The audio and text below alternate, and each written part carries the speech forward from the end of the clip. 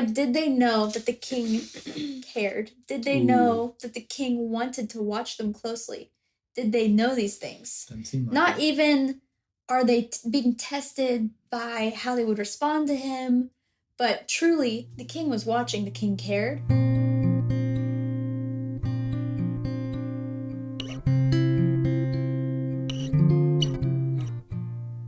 Welcome back to the Rooted Minds podcast, where we come together as a family to talk about books and our emotions. And in this season, we've been talking through some very fascinating short stories. And today's is A King in Disguise by Matteo Bandello.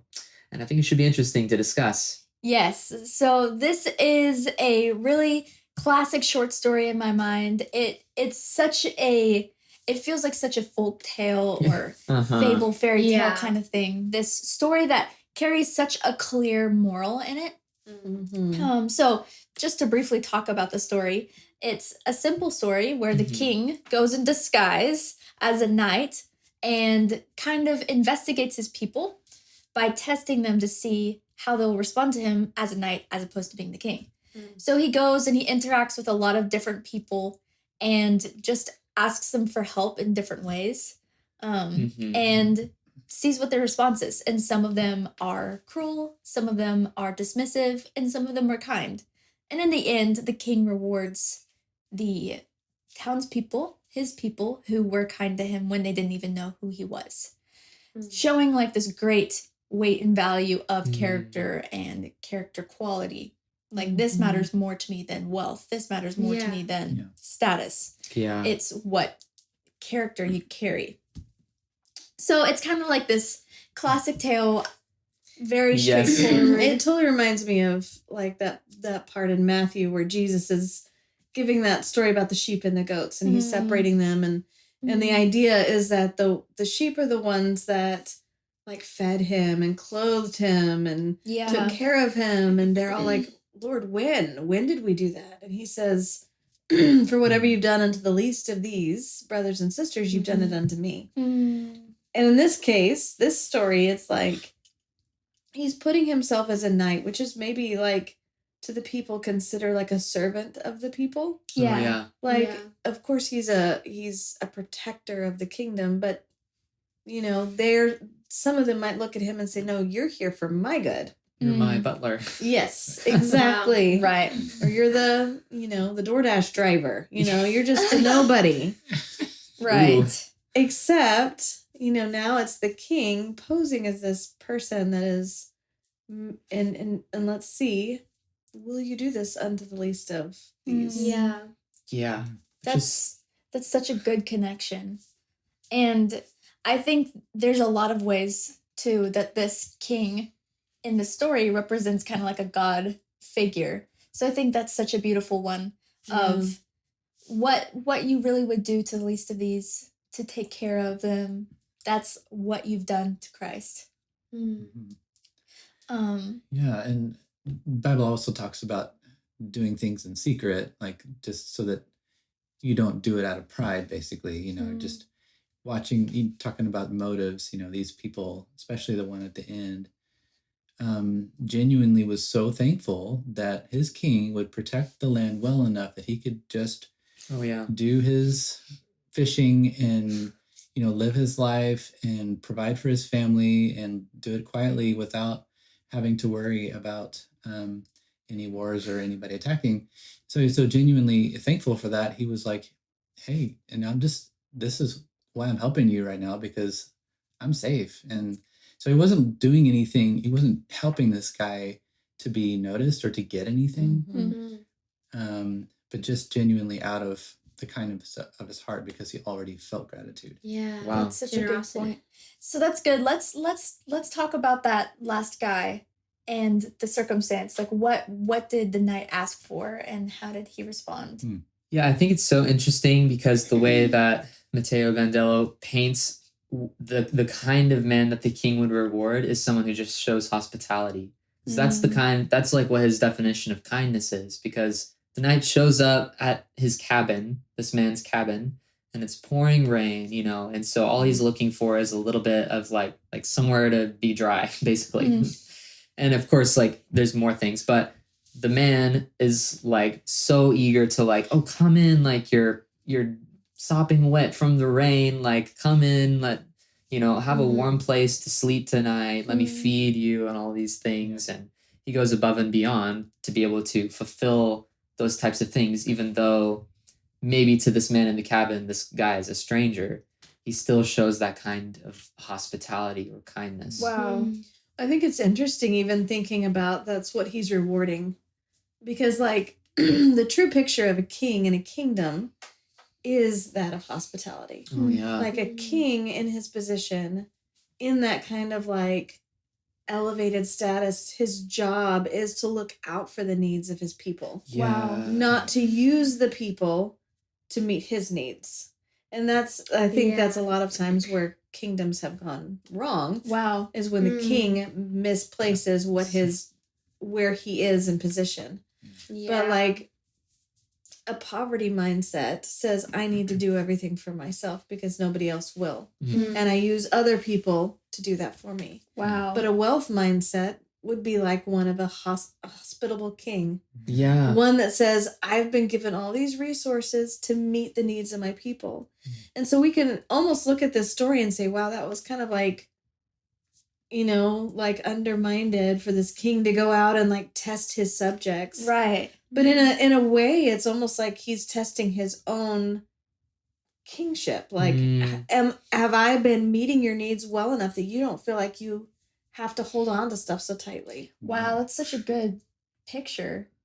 Especially of like, if we're relating it back to the Lord, not that the Lord ever fails, but like the kind of leadership he has over us is one of fatherhood, where we're provided for and have not an orphanhood, like an orphan mindset. Spirit, spirit, but like a posture of abundance and being taken care of, provision. Yeah. And I was just thinking you could see that even in this fisherman, because when he gets inside after standing in the rain, he is treated to a meal.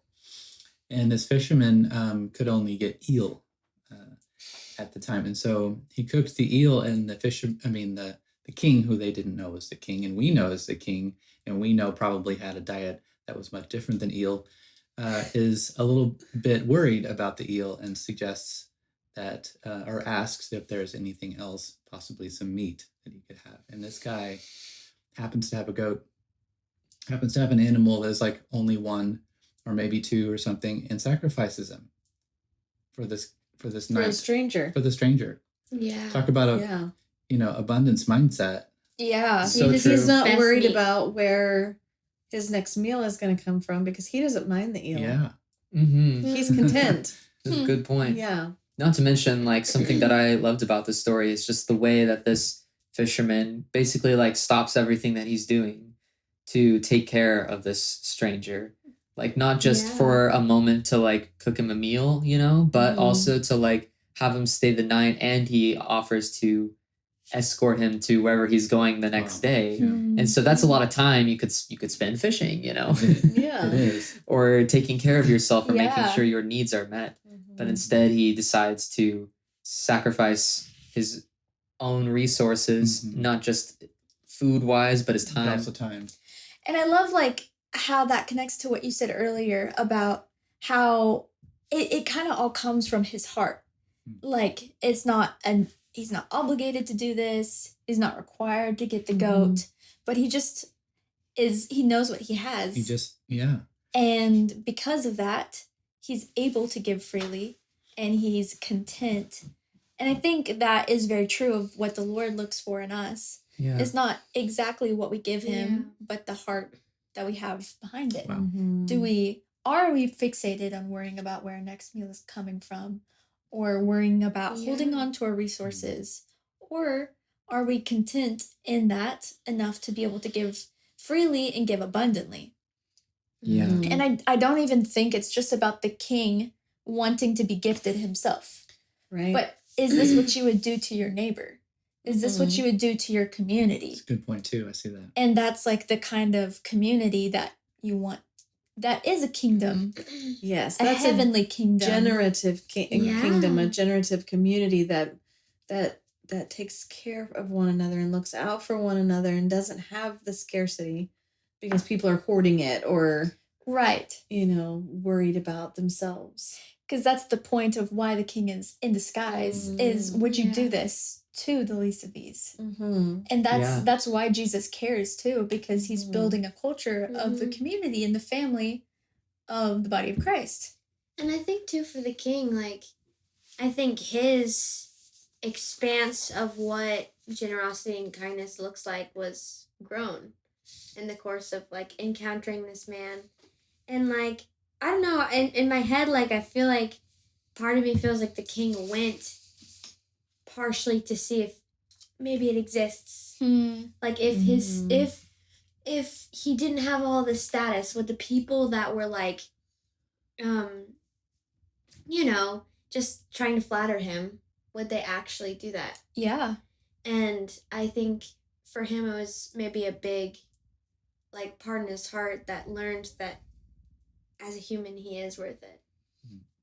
And I love that it wasn't about punishing the people who did him wrong, but about rewarding the ones who did him good. That's a good word. That's really helpful to hear. And the kind of sacrifice that this fisherman made and others was pretty, I mean, we might feel it as sort of intense or a lot, but the reward was way far beyond what the sacrifice was. It was much bigger and sort of broader than anything that, in comparison, it just feels like the cost. Nothing. And what was the reward? Well, there was so much done for his whole city in his name. I mean, in terms of buildings and in terms of the resources put in so that people would come, even more people. Wow. Education, all kinds of stuff that ended up in this place because of what this guy had done. I think that's so beautiful that the fisherman's small bit of generosity spurred the king on towards grand generosity. Yeah. And I think that's even also a picture of what like we can spark in the heart of God is with our small, like seemingly unimportant, just a drop in the bucket gestures of kindness that go back to him. He is like in his response, he wants to go and do abundantly more. Yeah. It's like we've been saying, it's not about the one person. Like, it's about the us, like the we. We're people who do this. Yeah, and so he's abundantly generous to the whole community. He is abundantly generous. Reminds me of the woman who gave her last 2 copper coins or whatever in the Bible. And how Jesus is like, wow, this woman has like given the most, and it's like monetarily not that much, but he sees the heart behind this act of generosity that she was, doing, that she wasn't looking for praise. She probably had no idea actually that Jesus, the Son of God, was standing right there watching her give her.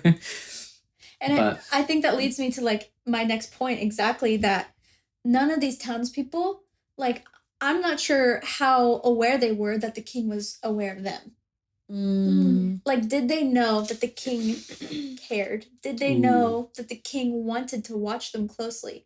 Did they know these things? Not even are they being tested by how they would respond to him, but truly, the king was watching, the king cared.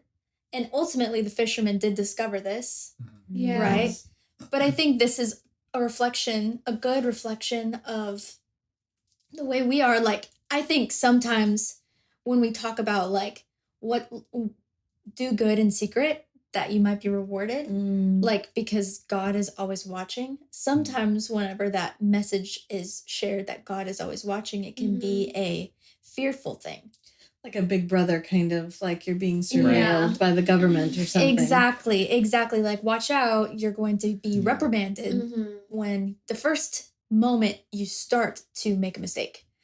And I love this picture that he's watching not to punish, but to see. He's watching to know. He's watching to reward, to be impacted to his core, to respond with generosity. Wow. What a sweet picture of God's heart. Mm-hmm. Yeah. And I think it reminds me that I'm not just being watched by God, but I'm seen by God. Mm. And I think that's something like even in this world where so many in our society are seeking for approval or validation or to be seen. We use that word a lot. And it's not about whether you're seen or you have a lot of views or not a lot of views. That's not the point. The point is if your internal need to be seen by God is satisfied or not. That's what we're thirsty for. Absolutely. To be seen by God. Yeah. And the way our society works around that isn't actually the problem. It's actually just reveals a question. Like, are you being satisfied in that? Like, are you aware that you are seen by God at a level that's more than just he's watching for your mistakes, but he's looking to know you. And he's looking to reward you for what you're doing. That's so good. It's such a picture of parenting, basically. Like when you guys were little, you were not aware of how much we watched you. Not just because we were trying to keep you safe or whatever, but just because we were just curious, like, what are you thinking? What is going on in that little brain? Well, the Lord knows. Yeah. But we were delighted in you finding something that you were fascinated with, and you're like, oh, look at this little thing. And you're looking at it. It's just so fun to watch. Right. You delight in things. Because it was like just getting to know. I mean, obviously we participated in creating you. Yeah. But there's a joy to knowing you and being known by you. That is a blessing. Yeah. I love that. And I think like what you're saying, there's this element of interaction that triggers knowing more. That the testing that the king is doing or the testing that God might be doing, those words can make us feel bad. They're usually connected to negative things. But more so, it's like an initiation. If I didn't interact this way, I wouldn't be able to see what will come out. Wow. And it's so interesting that this guy already felt seen by his king, in a way. The fisherman. Yeah. Sorry, right. He already felt seen. And so it's almost like it was in proportion. Like the way that this fisherman responded was in proportion to his sense that he was being cared for and seen. And the whole point of the king was to go, just like you said, and see his people and see what their virtues were and how he might reward. And so then it became like this exponential thing. So it's insightful in my own mind. It gives me hope in a way that I don't have to do as much hoarding or protecting or guarding or clenching, in some way when I feel seen. I can be generous. I can open my hands and my door and welcome people and say what is mine is yours, because it is not mine in the first place, really.